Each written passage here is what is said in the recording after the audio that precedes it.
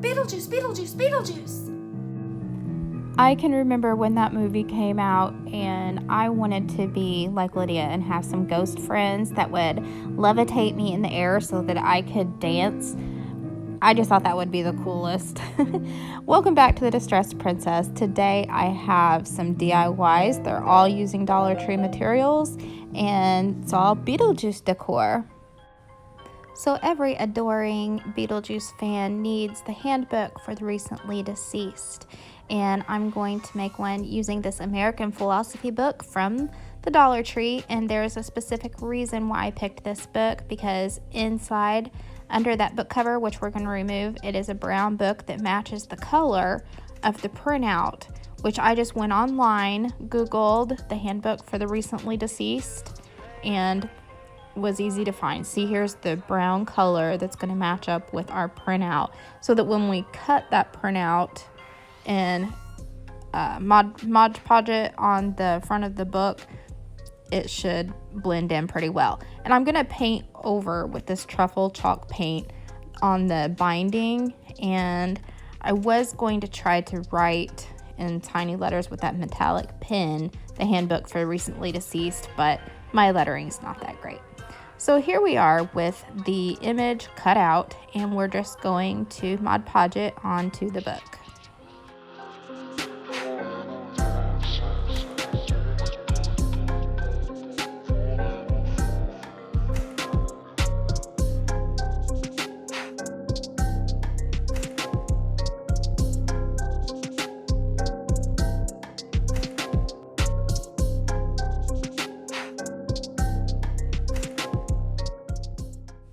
Next, I wanted to paint over the original title of the book that's on the binding of the book. So I used my Waverly Truffle chalk paint from Walmart, and I painted over the words, but if you look closely, those words were kind of embossed into the book, and so it still left indentations that I didn't like. So at this point, I still thought that I was going to write with that metallic paint pen over the old words, but didn't pan out.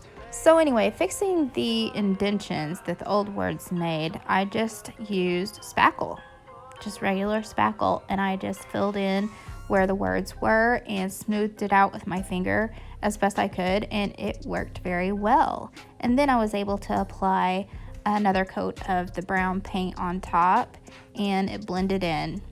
And also, I should mention, the color of this book and the color of the paint blend so well. Once it's dry, you can't tell that you put any paint on this book.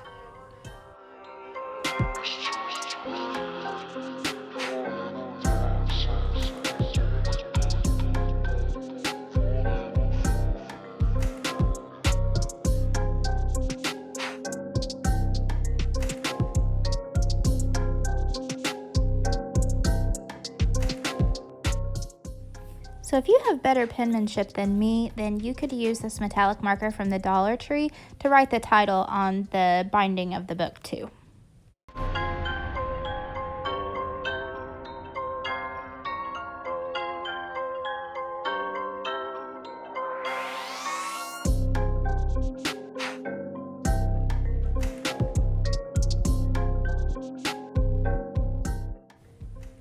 So I'm now going to make a Beetlejuice candle, a black and white striped candle, because I found this black candle at the Dollar Tree and I have never seen a black one before. So I wasn't sure what would happen if I left that plastic on, but I went ahead, safety first, and took the plastic off of the black candle and put them both into a pot of simmering water to melt both candles down.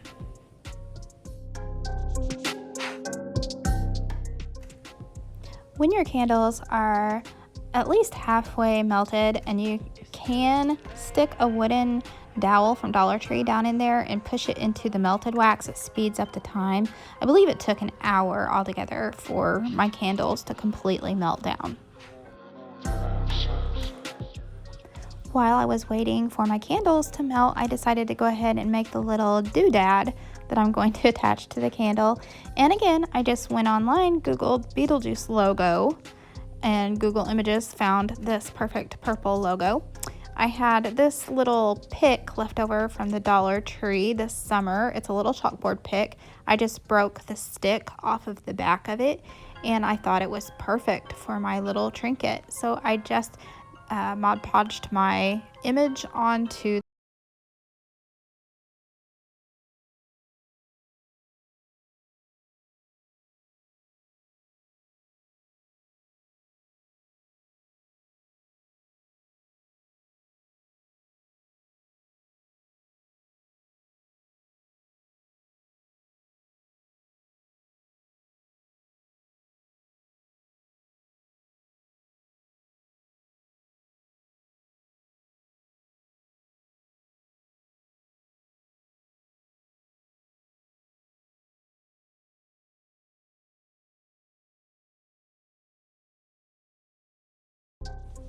I'm using a jar from the Dollar Tree, and I thought it would be a good idea to mark off my layers of wax as I'm pouring, so I'll know how much to pour. So it worked out perfect. It was 4 inches from the curve of the top to the bottom, so I just marked off at the 3, 2, and the 1. So it will go black, white, when I'm layering the wax. And I'll remove the marks later. Once your candles are all melted down, fish out the wicks because you will be using one of them. You can save the other one for another time, but I saved the white wick to use in my candle. And I just used hot glue, just a little bit of it, to attach my wick to the bottom of the jar so that it won't move when you're pouring the wax.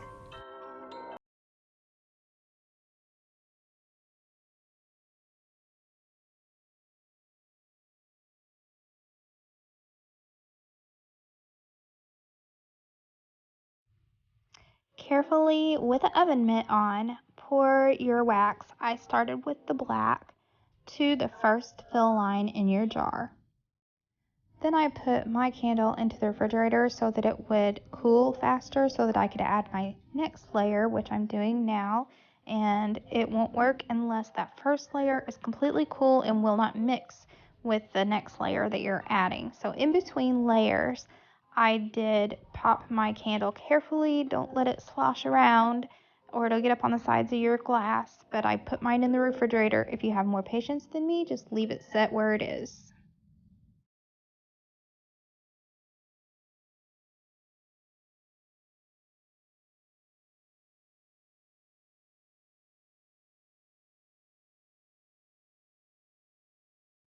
Then I used 2 wooden popsicle sticks to hold my wick into place while the whole candle cools.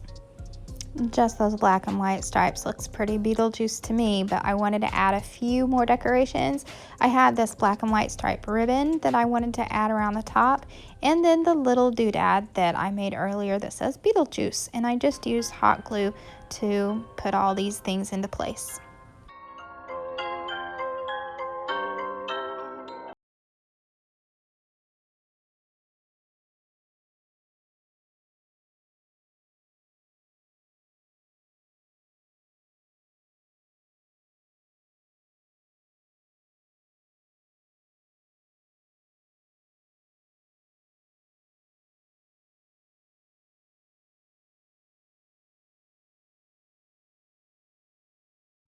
My third DIY was inspired by this Beetlejuice tombstone that was from Spirit Halloween, which I could have purchased, but I thought maybe just using some stuff I already had, I could make one. And this is just a tombstone from the Dollar Tree. I'm going to use the back of it. And then I just took a screenshot of the tombstone from Spirit Halloween, and I blew up the portions that I needed because I wanted to add these little ghouly guys all around the tombstone, and I'm using foam board underneath my printouts. So I'm tracing around and pushing into the foam board to leave this indentation so I'll know where to cut and give my little ghouly guys some strong support.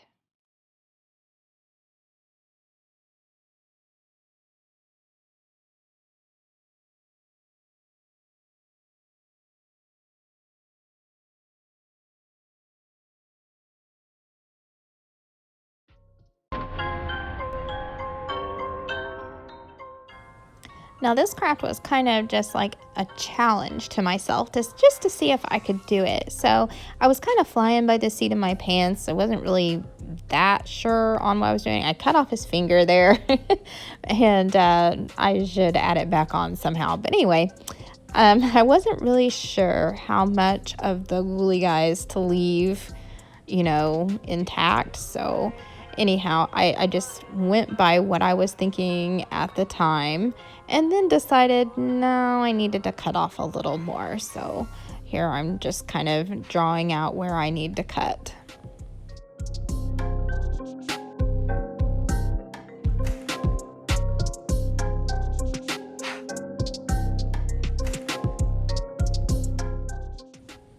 Yeah, he looks a lot better just kind of peeking over the edge of that tombstone. I just wish I hadn't cut that finger off. So I did that whole process with all 3 of the little demon ghouls, and now I'm going to Mod Podge them down onto the foam board.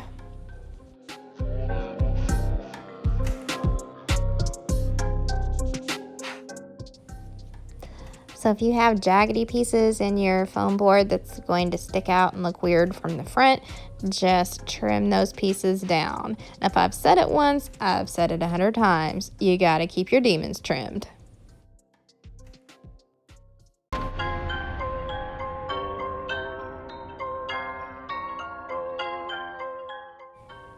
You also want your demon ghoul guys to look like they're made of stone. So I took a color of paint called Pavement. It's not quite black. It's a very, very dark gray. And I went along the edges of all these guys.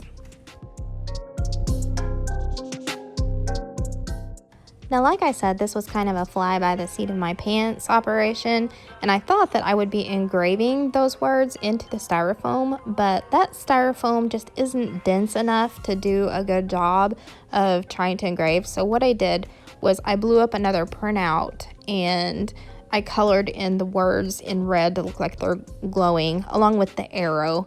And then I was presented with the problem that the color of the paper printout did not match the tombstone. So that's why I'm using a combination of gray and white and black to try to match the printout on the paper. Oh, by the way, all of these printouts were printed in just plain black and white.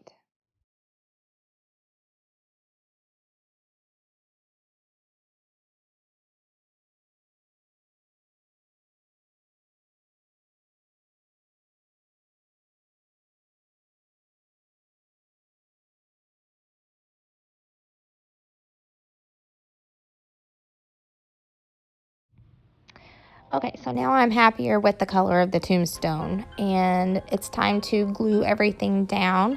I used Mod Podge to glue the inscription, the words down, and the arrow, and I used hot glue to glue the ghouly guys down.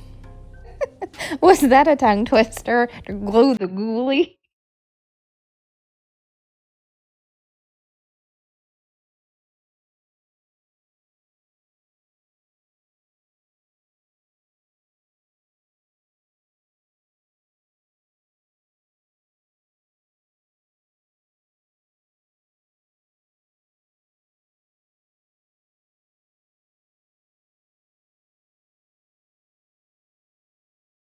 Whoops, I lied. I didn't glue the ghoulies down yet. I was first going to try to blend in the paper onto the tombstone using the same paint that I painted the tombstone with. So I'm just going back here with a little detail brush, trying to make everything look a little more seamless and not so much just like paper glued on styrofoam.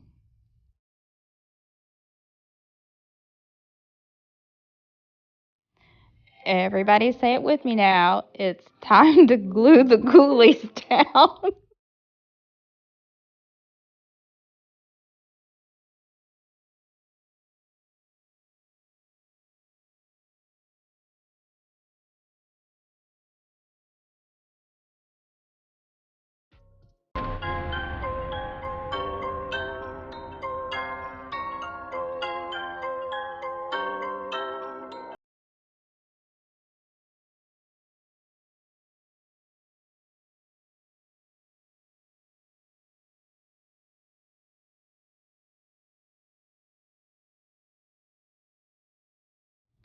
And the last step is to use a final coat of red over the letters.